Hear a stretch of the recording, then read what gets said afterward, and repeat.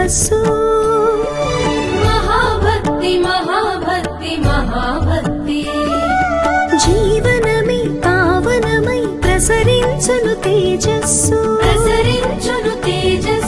సేవ చేసే మనస్సు పొందును ప్రతి ఆశీస్సు మహాభక్తి సంకల్పమే ఓ దివ్య తపస్సు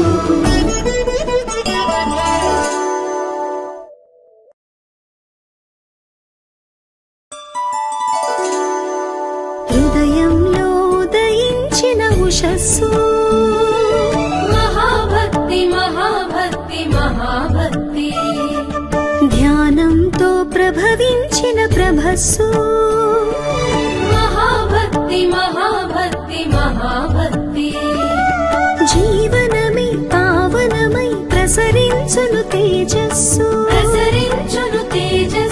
సేవ చేసే మనస్సు పొందును ప్రతి ఆశీస్సు మహాభక్తి సంకల్పమే ఓ దివ్య తపస్సు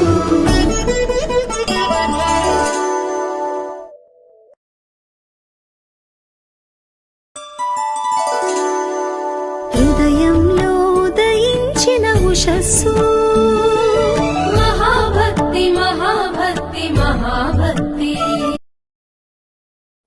ఆ భగవంతుడు ఆదేశించారు, ఈ మహావంశీ పాటిస్తున్నారు. మహాకుంభమేళ ఆఖరి రోజున మహాశివరాత్రి పర్వదినాన మహాశివ జాగరణ సమయంలో మహారుద్రాభిషేకాన్ని నిర్వహిస్తూ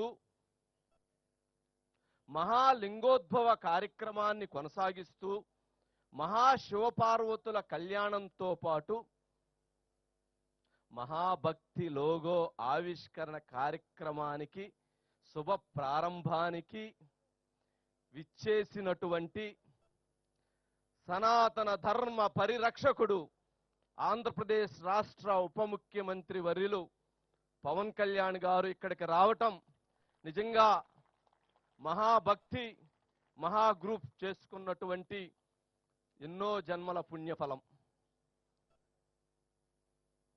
మహాగ్రూప్ నుంచి ఇప్పటికే మహాన్యూస్ని మహామ్యాక్స్ 2 ఛానల్స్ కొనసాగుతూ ఉన్నాయి. మహాభక్తి 3వ ఛానల్ ఆవిష్కృతం అవుతుంది.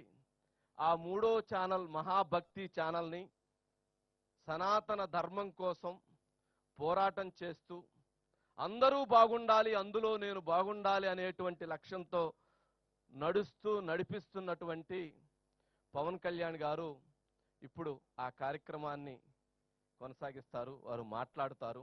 నిజంగా ఆ మహాభక్తి ఛానల్ ద్వారా సనాతన ధర్మాన్ని వారు అందజేస్తున్నటువంటి, వారు కొనసాగిస్తున్నటువంటి ఆశయాలని, ఆలోచనలని, ఆ ధర్మాన్ని ప్రజలకు చేరవేసేందుకు ఈ మహాభక్తి ఛానల్ ఎల్లవేళలా అందుకు ముందుండి తీసుకువెళతామని తెలియజేస్తూ ఉన్నాం.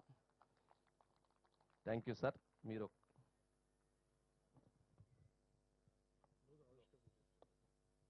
లోగో ఆవిష్కరణ